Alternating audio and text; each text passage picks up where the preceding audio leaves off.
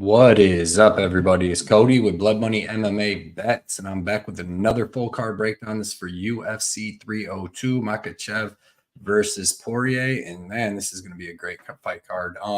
Every pay-per-view has been pretty good. The last couple of them, 301 was good. The Pantoja fight was good. 300 was obviously killer, and I think this card is going to be really good. I mean, we got Costa versus Strickland, and just a ton of other really good underrated fights on this card, man. We're going to do a quick recap of what was that UFC Vegas 92, and then we'll get into these UFC 302 picks. UFC Vegas 92, I went 2-2 for plus $10. Didn't feel that confident on the card, so I only put in 4 bets. I had 3 other underdogs, man, that I had picked, and Haile Alatang, our Carnelosi, which that would have been a real win, but it would have been a win. But and then Carlston Harris. So I didn't pull the trigger on any of them 3. I ended up coming up $10, which wasn't bad. I had Hill and Nolan as a parlay, man. Angela Hill, I wish I would have just put so much money on her. That was an easy pick. Nolan killed his guy.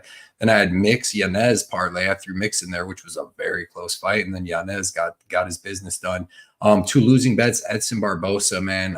He was looking good at first, landed some leg kicks, and then Murphy just kept putting that pressure on him, and he kind of folded to it. He didn't get finished, but he just he got old and tired quick. And then Ramiz Brahimaj, yeah, man, I thought he was going to be able to land a couple takedowns. I had him at plus 170, so I didn't get pay even money on him or nothing, but I thought he'd be able to land a takedown or 2 and maybe take Themba's back, but Themba's getting better, and his cardio is definitely getting better too. So plus $10, man. Not a bad card, not a great card by any means, but we're gonna have a good card for this UFC 302. I already got all 5 of my bets in. They're super good bets. I'm getting this video out later in the week. Been a little sick, and then I've just had a ton of stuff to do. Before though, we get into this this UFC 302.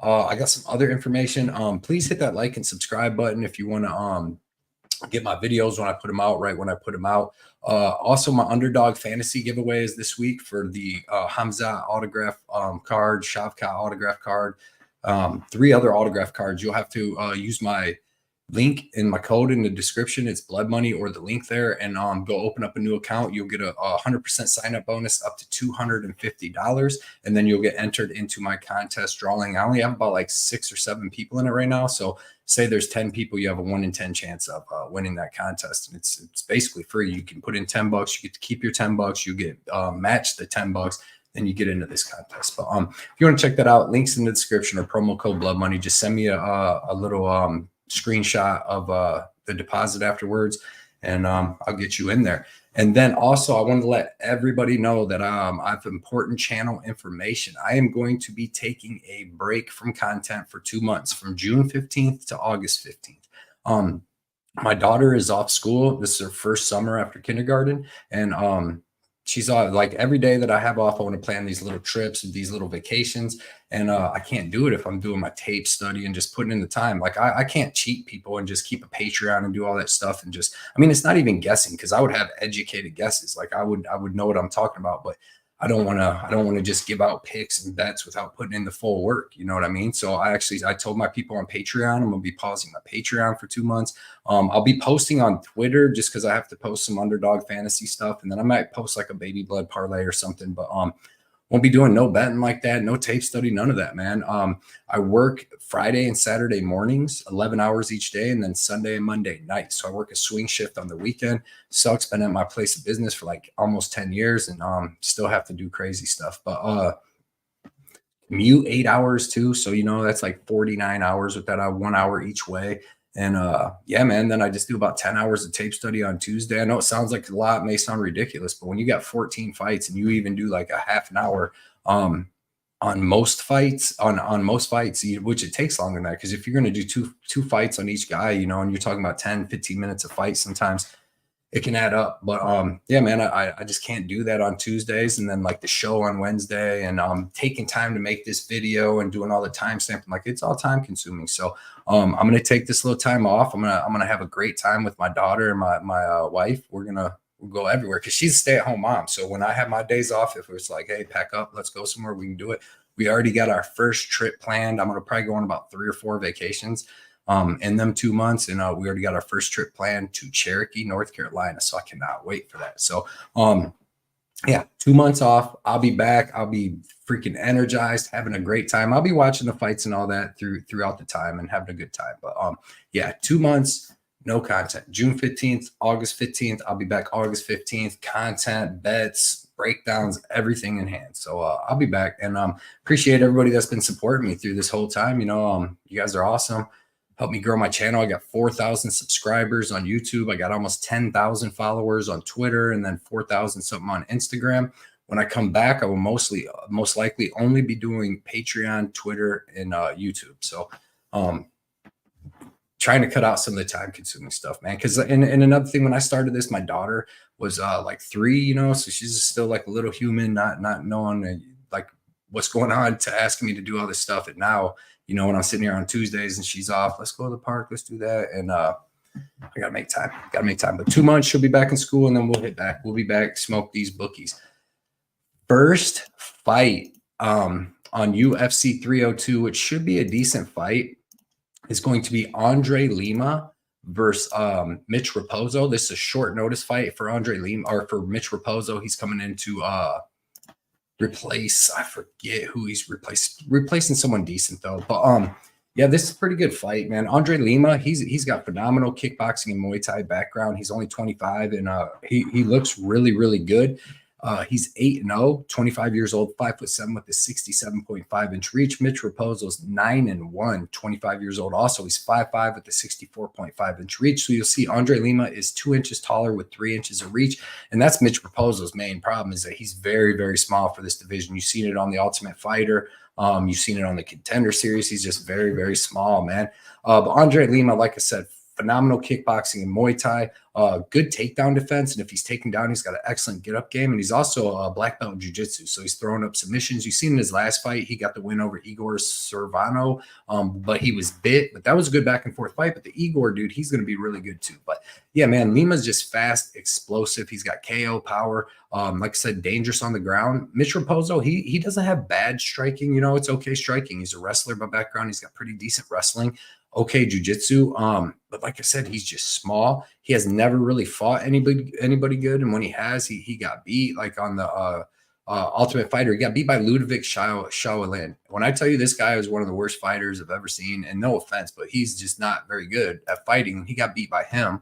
Then he gets dominated by Jake Hadley, because Jake Hadley was just bigger, man, and it's hard for him to do stuff. Then he leaves the UFC, fights 3-2 guys, 7-4-1 guy, 2-0, 4-2. You know, get some wins over some low-level guys. Before that, he was fighting 4-3, 1-3, 3-3, 5-14. Like, he's never fought anybody good, and when he did, he got beat by Shaolin and Hadley. I think Andre Lima is going to beat up Mitch Raposo. I don't know if he finishes him, because Mitch is pretty tough, but I mean, he got finished by Jake Hadley pretty easy. So give me Andre Lima, and I'm going to say he gets it done by decision. And in a decent scrap. But like I said, I think Andre has him covered everywhere.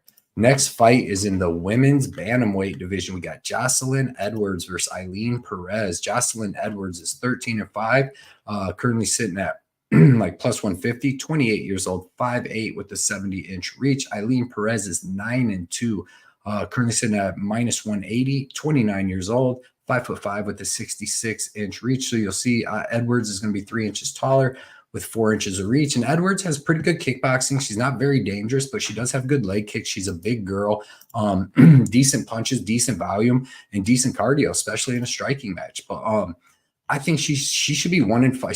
She's 3-3 in her last 6, but I think she should be 1-5 in them last 6. I thought Ji Yoon Kim beat her. I know Lucy Padova beat her. She was minus like 1,200 at the close, and she won like every single round of that fight. And somehow they gave it to her. But her problem is that she gets taken down and controlled. She got taken down and controlled by Carol Rosa and beat in 2021. She got taken down and controlled and beat up by Jessica Rose Clark, which is definitely not a good look. Padova took her down in all 3 rounds and dominated. I don't know how that happened, like I said. And Cornell was able to beat her striking and reverse some positions on the ground in that fight where she tried to wrestle. She has the worst takedown defense you'll ever see. If you go watch her, go watch all the takedowns, all her losses. She just gets taken down and controlled. Her takedown defense is some of the worst in the division. Her get-up game is by far the worst in the division. Eileen Perez, powerful striking. She throws power in almost everything she does. But what she's good at is wrestling, man. Her wrestling is good. She's got good single legs, double legs. She's got good body lock takedowns. And when she's on top, she's got good jiu-jitsu. She's very controlling. She's position over submission, but will also go for some submissions. But she'll just work and get into the mount and beat girls up with elbows from there. Very strong, very physical, and dominating. Excuse me. Her last fight with Lucia Pildova, who's a good grappler herself, she dominated that whole fight. She did get a little tired in the third round, but I mean, she had been putting out a lot of output and stuff. And what happened was she went for a throw and got reversed, and then Pildova took her back. She wasn't really gassed out. She just got in a bad situation. She looked a little tired, but like Pildova is so much more dangerous on the ground than Jocelyn Edwards ever will be. And Jocelyn Edwards is not good standing up, but you've seen Perez just dominate girls with the wrestling, man. And she's got to me, other than Carol Rosa, the best wrestling that Edwards has seen, man. And she's going to dominate Jocelyn Edwards in this fight. She's going to dominate her. Jocelyn Edwards, one takedown, she's held down the whole round, and Eileen Perez is going to take her down every single round and beat her up. So give me Eileen Perez for the win, and I think she keeps working her way up the division. Like we've seen Jocelyn Edwards get beat by girls wrestling her 3-4 times. So give me one of the best wrestlers that she's fought to get the win here. Next fight's in the men's welterweight division. We got Mickey Gall versus Basil Hafez. This should be a good fight. It's interesting because both these guys are pretty good at striking. Both of them are good grapplers.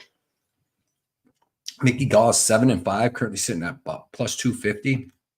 32 years old, 6'2" with a 74-inch reach. Hafez is 8-4-1, currently sitting at minus like 360. 32 years old, 5'11" with a 72-inch reach. So you see Gall's going to be 3 inches taller with 2 inches of reach.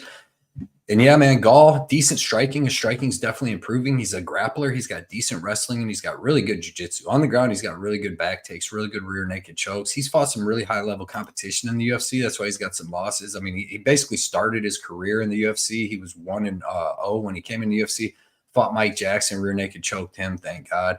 Had some lower-level fights, but then, right to Randy Brown and Diego Sanchez, and then Mike Perry, Alex Morono, Mike Malott. So he's fought some tough people. He's took some losses, but he is dangerous on the ground. If he can get his grappling going, he can definitely beat guys. Basil Hafez, you've seen in his last fight, he's got decent striking. He'll throw some power. He was doing okay with Jack Della. I mean, he was getting beat up, but he was taking it, and he landed some good shots of his own. But he showed really good wrestling and some really good control against Jack Della.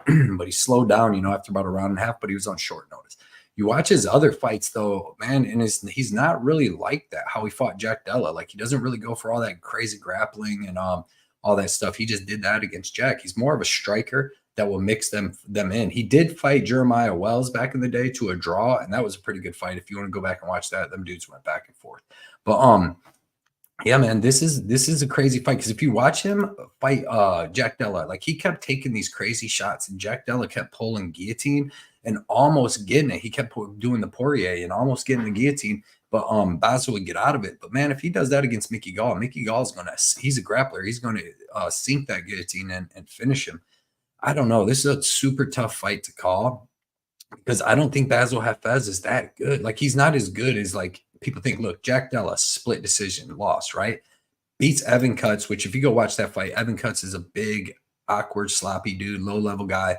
Beats him. That was a low output striking match. It was weird. Anthony Ivy fight, split. Evan Cutts, he loses a split decision to this guy in 2021, which Mickey Gall would beat the crap out of Evan Cutts. And that's just a fact. So, yeah, man, it's going to be a good fight. I think the line's off. I don't think Mickey Gall is that bad, and I don't know if Basil Hafez is that good. Like, we get burned on this a lot with, like, a Rolando Bedoya and just many other fights where somebody looks decent in a loss, and then we just think that dude's just a badass and going to kill everybody, and then you just find out that they're just, decent, just had a good fight that time. So, I don't know. In this, I think Mickey Gall can hang in the striking, and if this goes to the ground, I think Mickey Gall is more dangerous on the ground. So I don't know, man. Give me Mickey Gall. I'm not going to be betting this fight, but give me Mickey Gall by sub. I think that he could actually pull this off. I think if he can hit Hafez with a decent shot, make him take a bad shot. I know Hafez got good jiu-jitsu too. He showed it in the Jeremiah Wells fight, but that was like 7 years ago. But Mickey Gall is going to be better than him in the jiu-jitsu. So give me Mickey Gall, but not confident, you know, really at all. Next fight is in the men's welterweight division. We got Nico Price versus Alex Morono. This is a rematch from about what, 5 years ago, maybe 6 years ago. Nico Price, 15-7, currently sitting at plus 210, 34 years old, 6 foot, 76-inch reach. Alex Morono, 24-9, currently sitting at minus 260, 33 years old, 5'11 with a 72-inch reach. So you see Nico's an inch taller, 4 inches of reach. Nico Price, you know, he's like a brawler, man, with some power. And then he throws heat with both hands. He can throw some decent leg kicks. His knees are kind of jacked up now, but throws heat, man, from awkward angles. In the first fight with him and Morono, he got beat up in the first round. He got dropped. Second round got hurt a little bit. And then right at the end of the round, man, he started just putting the pressure and pace on Morono and hits him with a big shot right at the end of the round up against the cage and knocks him out cold. So he won. Nico Price won the first fight. Since then, you know, Alex Morono, he's got way more technical striking than Nico Price, but he doesn't have the power. He doesn't really have the wrestling. He's not going to wrestle Nico Price down. So this is going to be a striking match. And it's tough because Nico Price is definitely the far more dangerous guy. We see Morono get finished a couple times. But most of the time he's pretty durable, man. That last fight with Court McGee was super close, where he was taken down a couple times, pulled Gilly, got back up and won a slower striking match. And then Nico obviously was flatlined by Robbie Lawler in his last fight, and he's been getting beat up a little bit. You know, he's fought some tough level competition, but Phil Rowe got him right at the end of the third round when he almost finished Phil Rowe in the third round. So Nico Price is dangerous at all times. Michelle Pereira in a decent fight. He was doing good with Luque too. But in this fight, man, I'm going to take Alex Morono. I'm going to say that his speed and elusiveness, he's gotten a little better since the first fight. And I'm going to say Nico Price doesn't hit him with that big knockout shot, and Morono just outpoints him. And I actually like this fight to go over. I don't think Morono finishes Nico Price at all, unless he gets like a club and sub, because Morono does have pretty dangerous jiu-jitsu. Next fight is in the men's welterweight division. We got Phil Rowe versus Jake Matthews. Phil Rowe is 10-4, currently sitting at plus 135, 33 years old, 6'3 with the 80.5-inch reach. He's a huge welterweight. Then you got Jake Matthews, who's 19-7, 29 years old, 5'11 with a 72-inch reach. And yeah, it's going to be a good fight, man. They're both kind of veterans now. Phil Rowe's got 4 or 5 fights in the UFC, and Jake Matthews been in the UFC since he was like 20 years old. Phil Rowe's got long, tall boxing. He's got a good clinch up against the cage. He's got decent wrestling. Actually gets taken down way more than he's ever going to land takedowns. He's got okay jiu-jitsu. He's got a pretty good get-up game. He's super durable. He has pretty good cardio, and he's dangerous throughout the whole fight. He gets some finishes in the third round a lot after getting beat up, kind of, you know, most of the fights. Jake Matthews, he's good. He's well-rounded. He's got good striking. He's got good grappling. He's got good jiu-jitsu. It just depends if he wants to use it. Some fights he grapples like crazy. Some fights he doesn't use it at all. Like against Matthew Semmelsberger, showed terrible fight IQ and then just kept getting hit with shots and dropped. He won most of the fight, but then he would get hit with the shots and get dropped. Looked great. His boxing against Fiallo looked great. And even in that last fight against Michael Morales, that was a super close fight. Basically came down to the third round, and Morales just edged it out a little bit. This is a tough fight. I don't really trust either one of these guys' fight IQs, but I'm going to take Phil Rowe. I just think he's a little more dangerous. I think he hits a little harder on the feet, and he may be able to just catch Jake Matthews with something big in there. But I'm not going to be betting this fight. I'll take the underdog, but Jake Matthews could easily wrestle, land some takedowns here and get some control time and win this fight, or just land some good counter shots against Phil Rowe. But I feel like any way this fight plays out, it'll play out close unless like Phil Rowe gets a finish in that third round. Next fight is in the men's lightweight division. We have Grant Dawson versus Joe Zeleski. Grant Dawson is 22-1, currently sitting at, he's like minus 480 now, 30 years old, 5'10 with a 72-inch reach. Joe Zeleski is 13-4, currently sitting at plus 330, 5'9 with a 70-inch reach. Both these guys are 30. You see, everything's about the same. Dawson's an inch taller with 1.5 inches of reach. Both these guys do the same thing, you know, decent striking, but they're both grapplers. They're both decent wrestling and really good jiu-jitsu. To me, Grant Dawson is going to be a little better everywhere. I don't think these guys strike too much. I don't want to see Grant Dawson striking too much because his chin is pretty suspect. But yeah, man, I think any time that he engages in the grappling, Joe Zeleski's going to go there with him. And I think Grant Dawson has the better wrestling, so he's going to be on top. And I think he has just the same, if not better, jiu-jitsu than Joe Zeleski. So I think he's gonna get the win here. Joe Selecki's only chance is to catch him in something sneaky. Maybe he can, but because he's decent off his back. You seen last fight he caught Jakar close in that triangle choke, and then got slammed on his head and knocked out. Decent fighter, but just no real big wins. Carl Deaton, he just out grappled. Every win that he has, he out grapples the person, and I don't think he's going to out grapple Grant Dawson here. Grant Dawson should be better everywhere and a little bigger, and he fixed the cardio since he went down to ATT. So give me Grant Dawson. I think he gets a dominant decision. I don't think he finishes Selecki. He's too good on the ground himself, but I think a ton of ground control time and just being on top, he gets the win there. Next fight is in the men's 185-pound division. We got Roman Kopylov versus Cesar Almeida. And this is going to be a freaking fan favorite striking match. Roman Kopylov, 12-3, currently sitting at -135, 33 years old, 6 foot with the 75-inch reach. Cesar Almeida is 5-0, 36 years old, 6'1" with the 74-inch reach. So everything's about even. Cesar's 1 inch taller, and Kopylov will have 1 inch of reach. And Kopylov's a kickboxer, man, phenomenal kickboxer, southpaw with good leg kicks, good body kicks, good boxing, and he's super fast. He doesn't really throw one-shot knockouts unless it's a head kick, but he just beats guys down with leg kicks, goes to the body, and over the fight, he beats them down and usually finishes them in that second or third round. He's got good kickboxing. He's definitely improved his takedown defense. What I don't like is if you go back, and it was when, and I know people can say it was his debut and whatever, but man, he fought Carl Robertson, who is another kickboxer that came to the UFC. He fought him in 2019. So it's 5 years ago when Kopylov was 29 years old. And he got beat up in that fight. He got beat up standing, leg kicks by another kickboxer, by a different pro kickboxer, that Carl Robertson, who is nowhere near the level of Almeida. And Robertson was hitting him with big leg kicks, big punches, and then ended up taking him down and choking him out in the third, which is a bad, terrible look. But since then, he's done pretty good. But if you actually get down to the gist of who he's beat, it's not very good. You got him beating Alessio Di Chirico, Punahele Soriano, Claudio Ribeiro, and Josh Fremd.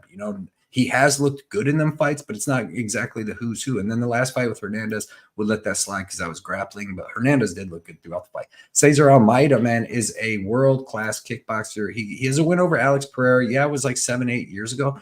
That's not even the biggest thing to me. If you're going to go watch, you can't really go watch his MMA stuff and to get the right information, especially for a fight like this, because in his MMA stuff, them guys are Lucas Fernando on the Contender Series just tried to grapple him the whole time. And that dude's actually pretty good.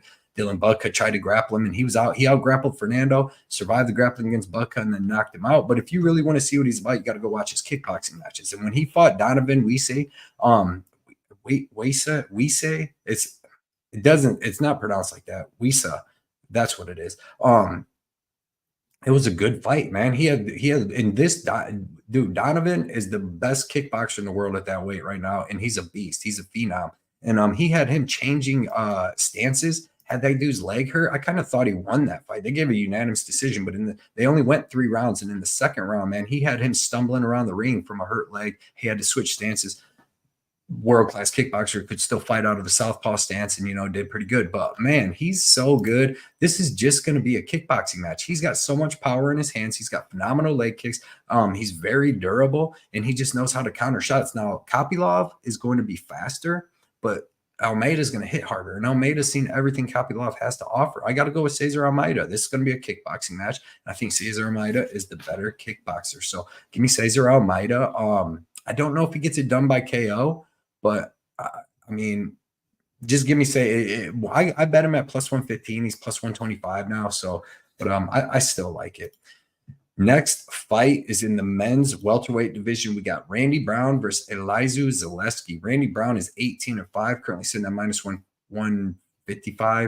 33 years old, 6'3" with the 78-inch reach. Zeleski is 24-7-1, 37 years old, 5'11" with the 73-inch reach. This is going to be a good striking match, maybe a little bit of grappling mixed in. Randy Brown is a tall, long striker. He throws a lot of front kicks, teep kicks. He throws leg kicks. He'll come up to the head, mostly with the front kicks, not just like a classic head kick. He always uses it like a jab. Then he does have a long jab and pretty decent boxing. He doesn't have the greatest striking defense, in my opinion. Like, he moves around. In the first round, Randy Brown comes out hard, and like, you go watch him fight like Wellington Turman and all these guys, and he'll come out hard and he'll land some good shots and all that. And then once he starts taking damage and stops moving as much, it becomes a really close fight. You know what I mean? He's just in there taking shots and giving them, but I don't think he hits all that hard. Against Wellington Turman, that fight was very, very close. The last 2 rounds, but he's looked good in most of his fights. But if you go back, this man's never really fought and beat anybody good. Like Brian, let's go through it. Brian Camozzi, he loses to Bilal, he beats Mickey Gall, loses to Nico Price, right? Then he beats Brian Barberena and Warley Alves. Them are decent wins, but you know what I mean? They're just decent wins. Loses to Vicente Luque, beats Alex Oliveira, Jared Gooden. The Chaos Williams win was good, but that was kind of suspect. The Francisco Trinaldo fight was close, and that's a decent win. But other than that, Wellington Turman, the Muslim Salikov, he's 49 years old. That was a nice straight right in that fight, but he doesn't check leg kicks.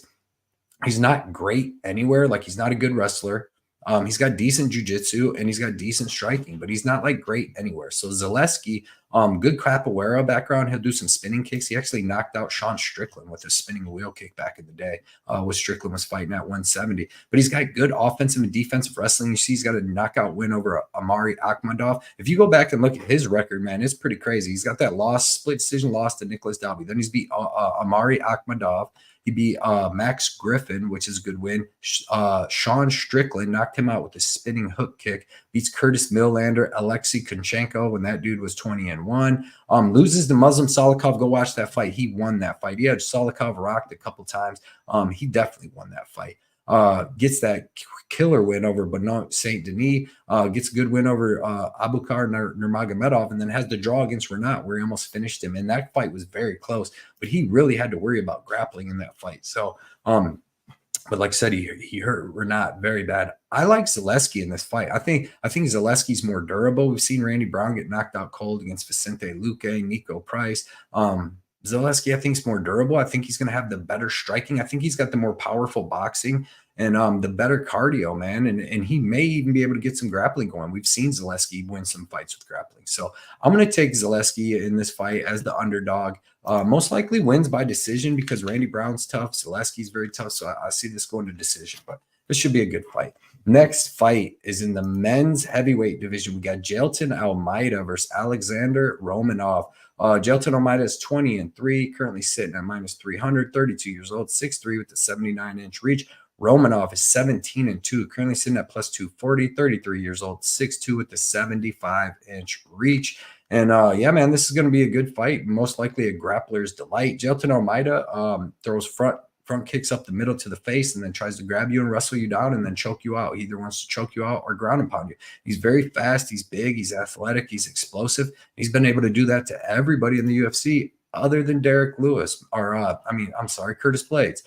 He took Curtis Blades down about 2-3 times in the first round, but Curtis Blades worked his way back up, wouldn't let him take him down. Second round, he came out and tried to take Curtis Blades down. Curtis Blades just hammer fisted him a couple times. He literally gave up, turned his head, put his hand over his head and gave up to Curtis Blades. So, I mean, I cannot back a guy like that, period.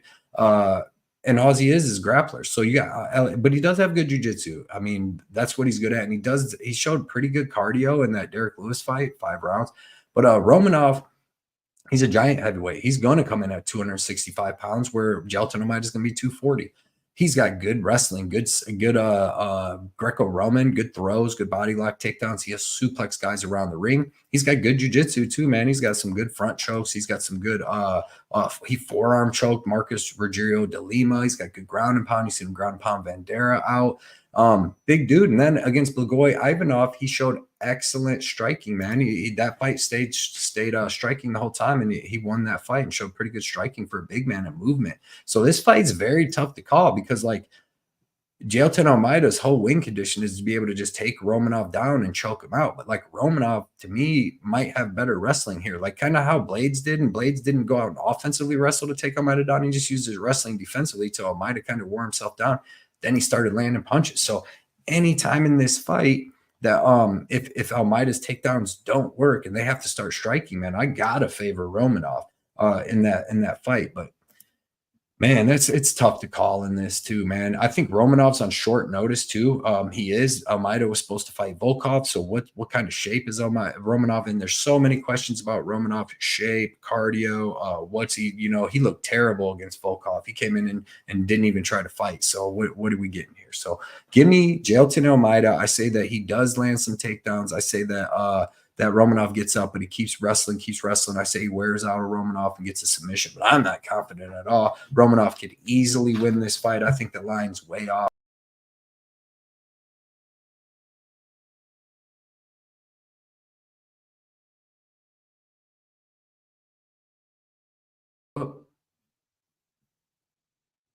Next fight, let's see, I messed that up. Next fight, though, is in the men's middleweight division. Sorry, I accidentally backed out of my thing somehow when I was trying to back out of StreamYard.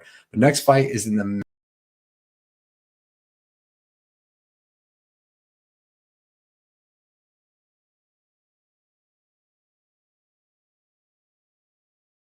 sheesh. Present, share screen.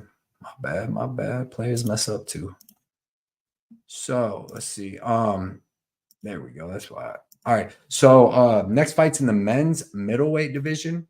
We got Kevin Holland versus Mikhail Oleksiejczuk, and this is a weird fight. I think they just threw this fight on here in the last couple of weeks, man. But Kevin Holland, 25-11, minus 250, 31 years old, 6'3", with an 81-inch reach. Holland's coming back up to 185.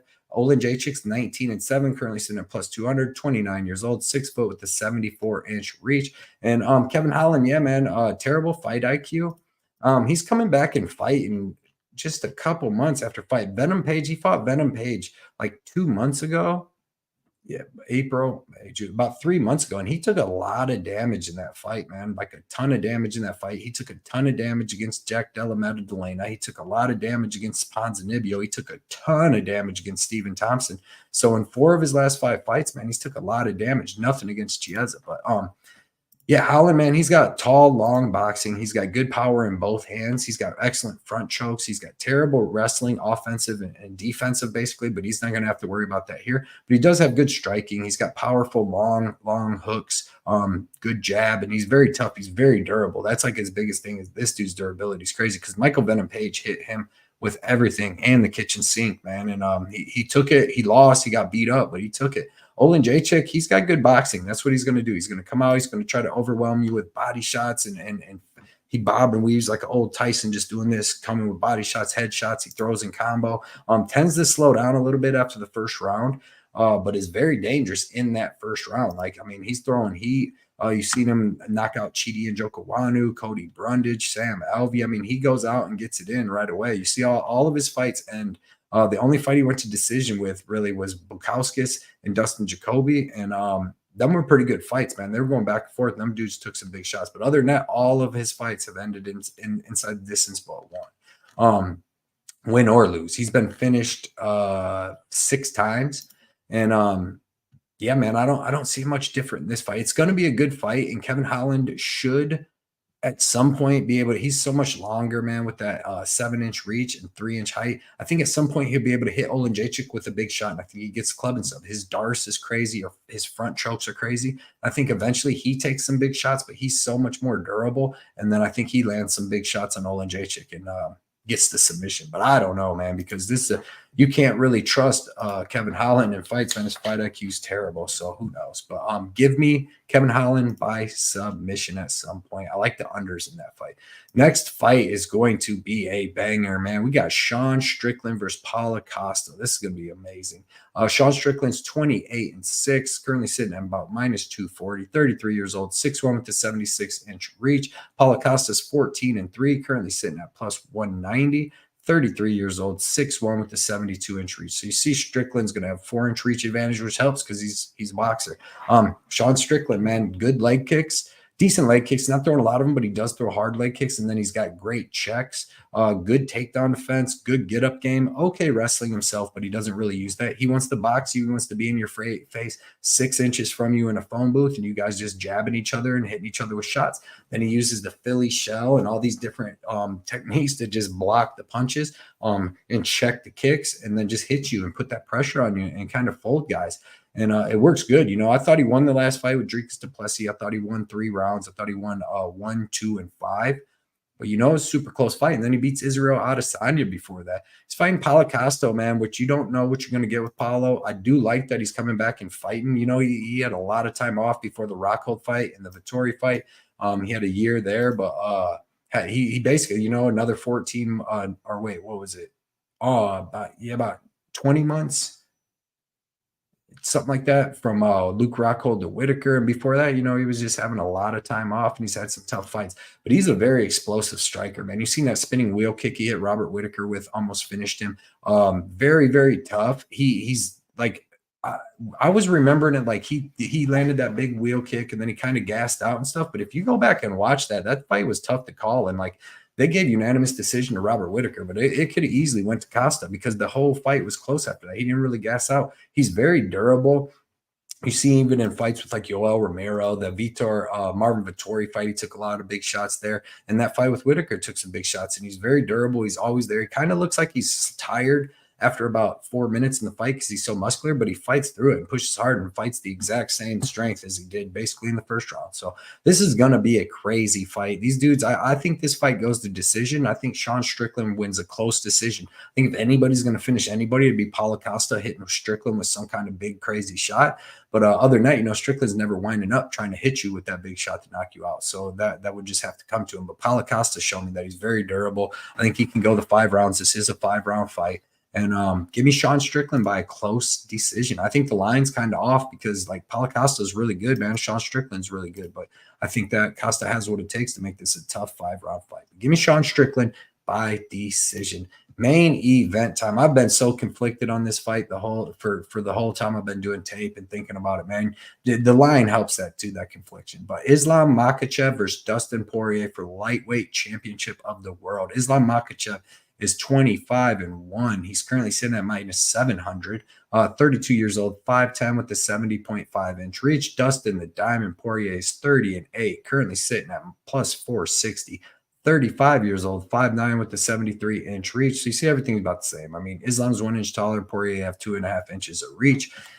Islam, man, what can you say? This dude's a well-rounded beast, man. He showed us that I didn't know until the Volkanovski fight, the first one, how good his striking, or the Charles Oliveira fight, how good his striking actually was. We thought if he couldn't wrestle and grapple that he would just get beat up, and that is not the case, man. He's got good southpaw striking. He's got a fast southpaw head kick. Hit Volkanovski with it a couple times, and then in the second fight, hit him with it just one hard time. It's very fast. It's nice, and he's got good straight boxing too, man. You seen when he hit Oliveira and dropped him, and then arm triangle. It was just Oliveira jumped up, did a flying knee, and he just hits him with a straight left right down the middle. He's got a good right hook too. So very, very, very well rounded. Really good cardio. I don't think his wrestling and grappling is as good as Khabib's though. Like I know that Volkanovski, to me, he'll have better takedown defense than Poirier, just for the fact Volkanovski's fast hits. He might not be as big as Poirier, but he's a lot faster. And I think that was what was able to keep his hips shifting and not really let Islam. I mean, I know Islam took him down like once or twice, but for the most part, Volkanovski say Dustin's not as fast as that. So when Islam grabs a hold of him, Dustin's not going to be shaking hips and doing this. He's just going to try to power it and probably pull Gilly. But Makhachev, man, good striking, like I said. And then his wrestling is phenomenal, and his jiu-jitsu is phenomenal. He's got excellent chokes. You've seen excellent Kimuras. You've seen against Dan Hooker with the Kimura. Pounds Bobby Green out from back mount. Beats Volkanovski in a very close fight in the first one, then knocks him out in the second. Rear naked chokes Thiago Moises in a nice back and forth fight. But man, his wrestling and jiu-jitsu is very good. And the problem is with Dustin Poirier, man, is he is a savage. You've seen his last fight, beats up Benoit Saint-Denis. He's beat up a lot of people. He took that loss against Justin Gates. He just got hit by that head kick. I think he would have won that fight if it was after that, but did get hit by the head kick. But before that, which is another tough pill to swallow, is when he fought Michael Chandler, and they were both hitting each other with big shots in the first round, going back and forth. And then Chandler starts wrestling him, man, and was getting the takedowns pretty easy, had a lot of control time, and was basically going to get him for the third takedown in the third round and hold him down for the whole round because Poirier didn't show a get-up game. And when he was getting the takedown, Poirier reversed it, took his back, choked him out. But other than that, man, he was getting kind of, he was on his way to losing that fight if that takedown would have happened. Then against Charles Oliveira, lands some good knockdowns in the first round, but then gets the grappling with Oliveira, and Oliveira wears on him and dominates him in the second round, and then chokes him out shortly after in the third round. Looked great against McGregor both times, looked really good. But had the fight with Khabib. That went to the third round, the middle of the third round, and it was pretty good back and forth. He landed some decent punches, but it was mostly grappling. He kept pulling Gilly there, and he almost had him twice. The first one was so freaking tight.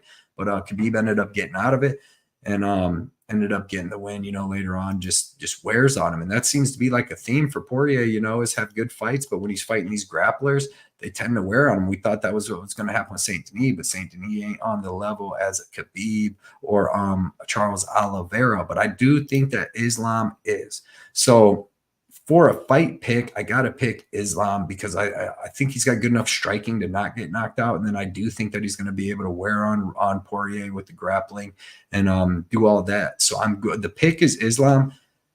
The bet, you know, to me should be Poirier. You bet Islam by submission because I don't think he knocks out Poirier. Maybe he gets a decision, but I think at some point he just wears on Poirier and gets a submission. And then I think you just bet, if you want to bet Poirier, which I think if you're a gambler and an MMA fan, you'd throw a little bit on him to hedge some bets anyways, because like he has a shot, you know what I mean? He shouldn't be like Islam isn't 7 times better than Poirier. And if Poirier can start stopping the takedowns, you know, say he gets taken down and controlled a little bit in the second round, but he starts stopping the takedowns like Oliveira was able to in the second round and gets to striking, he might look a lot better than Oliveira did and have some chances to knock Islam out. And that's very possible. You know, if Islam starts not being able to get the takedowns, just stays in the striking match. We've seen how devastating Poirier is with them hands. We've seen him beat up Max, Benoit Saint Denis. We've seen him freaking beat a lot of people down. So pick is Islam. Rooting for Dustin. I hope Dustin wins. I hope he gets this belt. We know he ain't getting another title fight, not at 35, almost 36 years old, you know. So pick is Islam, but man, my heart wants Poirier to win. So appreciate everybody checking this out. I'll be doing another breakdown for UFC Louisville. I'll do another breakdown for UFC Vegas 93, and then it will be that 2-month break. I'll come back refreshed and feeling great with some really good memories, man. I'm telling you what, man, I'm about to give my daughter the best summer she ever had in her life. Which ain't saying much. She's only 6. But I know when I was younger, dude, I had a good mom and dad, but they just all both worked a ton. And anytime my dad took me fishing or took me to West Virginia to my grandparents, or we just went and did stuff, man, I had a ton of fun. And I wish we could have did a lot more of it. So I'm going to change that here where I'm going to do a ton of stuff with my daughter all summer, man. Give her the best summer ever. So I appreciate everybody that's been supporting me, everybody that checks my stuff out, man. You guys are the best. Check me out on Twitter at Blood Money MMA Bets, and that's where you can get into my contest for my Underdog Fantasy giveaway and that kind of stuff. So appreciate all you guys, man. Good luck at UFC 302, and let's get this